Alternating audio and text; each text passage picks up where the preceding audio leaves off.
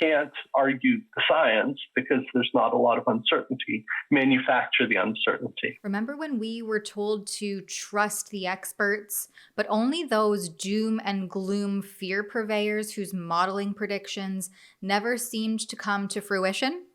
Well, today I'm bringing you an access to information request document that proves some of the loudest voices in the COVID-0 sect have been wrong all along. For Rebel News, I'm Tamara Ugolini, and some of our viewers may remember top pandemic fear purveyor and lobbyer of COVID-0, Professor David Fisman.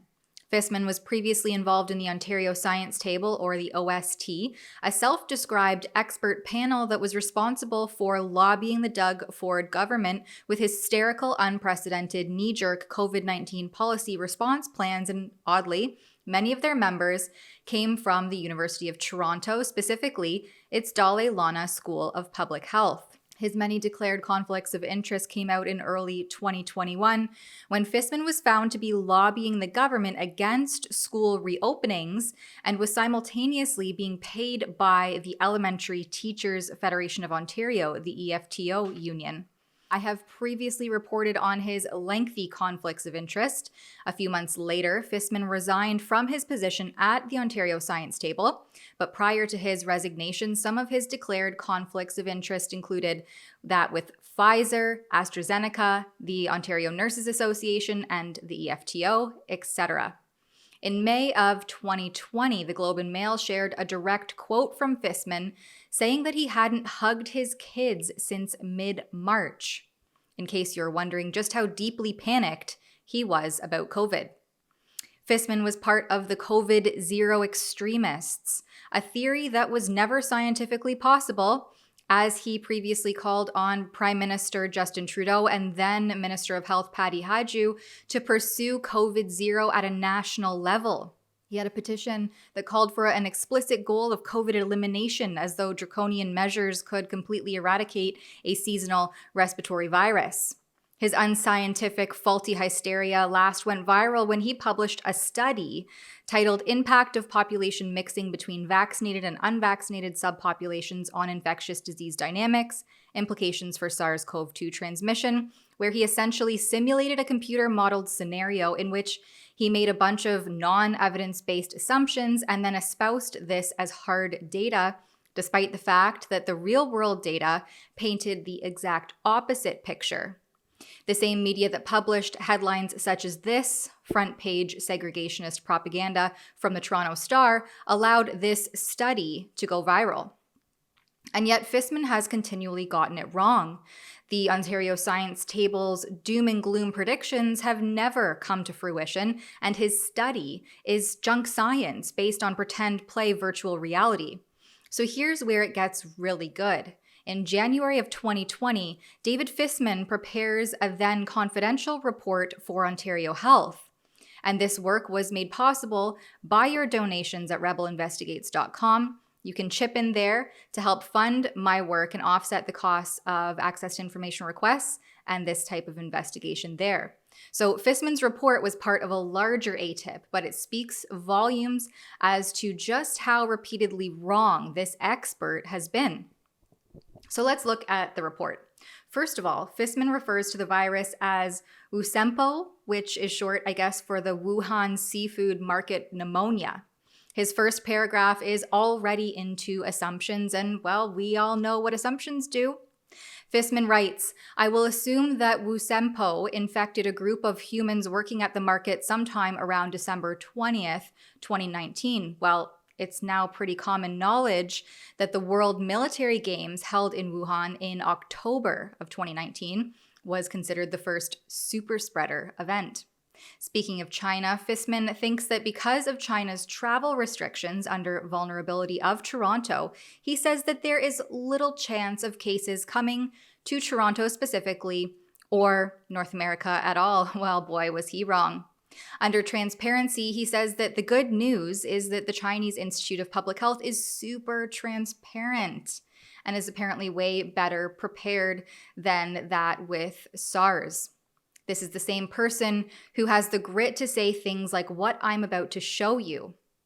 In June 2022, Fisman was a keynote lecturer at an event hosted by the European Scientific Working Group on Influenza and Other Respiratory Viruses called ESWI. It was called Respiratory Viruses Summit, Pandemic Preparedness, where Science and Policy Meet. In Fisman's presentation, he had this to say about his COVID-0 elimination strategy.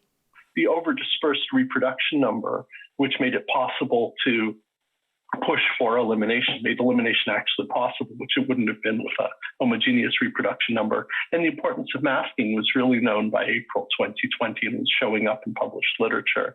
This is despite the fact that his letter from January 2020 recognizes that there is a, quote, mutation-prone RNA virus, end quote, which means that the frantic pushing of COVID-0 would have never worked.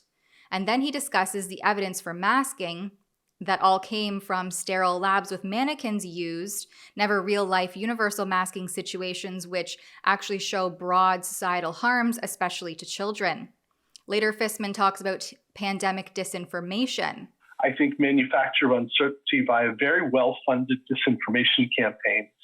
I think that's become what Pilkey calls this resource for various interests in the process of bargaining, negotiating and compromise. If you can't argue the science because there's not a lot of uncertainty, manufacture the uncertainty. And I think that's what we've seen to some extent. This is just a little bit of a buffet of pictures showing the impact of disinformation, which have really been tremendous, and it has been very well funded and coordinated. So we I think in the scientific community tend to have a lot of sympathy for ourselves during this pandemic. Many of us have dealt with a fair bit of abuse. I know for me, it's been different than anything I've ever experienced in my career. I think another challenge is that we're in a very difficult political moment worldwide. I think you're experiencing that directly in Belgium today. A marvelous book for anyone in the infectious disease realm that I'd recommend is by Professor Tom Nichols, who's a U.S. academic, called The Death of Expertise, and how we've come to a place socially where everyone regards themselves as being an expert on everything. Well, that's rich, coming from a self-proclaimed expert. He then continues on to divulge super science-y pollster data, showing a disinformation index and what governments should do about it. My colleague Frank Graves, who is a pollster, who has a Canadian polling company called Ecos, has developed a disinformation index. And we can see that disinformation on the pandemic is really I'll say, contaminating our political culture in Canada at the moment. The blue bars are the fraction, are individuals who are disinformed, according to Frank's disinformation index. I'm sorry, I've got this upside down. The different bars are degree of support for vaccine passports, which we've just gotten rid of in Canada, despite a lot of evidence that they were doing good. And these are arranged by disinformation. So high disinformation is at the bottom, low disinformation is at the top. And what you can see is that there's almost universal support for vaccine passports among those who are not disinformed, whereas opposition to vaccine passports is universal among individuals who have high disinformation scores on Frank's index. So looking to the future, this is not news for this particular audience, but it bears repeating. I think we're into an era of pandemics, unfortunately, for reasons that many of us have been discussing for the last 20 years. Ecological destruction and climate change, our food production practices, our extraordinary global connectedness, and disruption of the human-animal interface have been known for a long time to create pandemic risk. I think in the last session, there was a final question, which I think is important, whatever the origins of this pandemic. I think we also have to acknowledge that biosecurity and risky research need to be added to this list. Whether or not this pandemic came out of a lab, I think we all know that pandemics can come out of labs. And that also needs to be considered as we make policy moving forward. Ambiguity and manufactured uncertainty during this pandemic really have only left us with the roles of issue advocate or honest broker.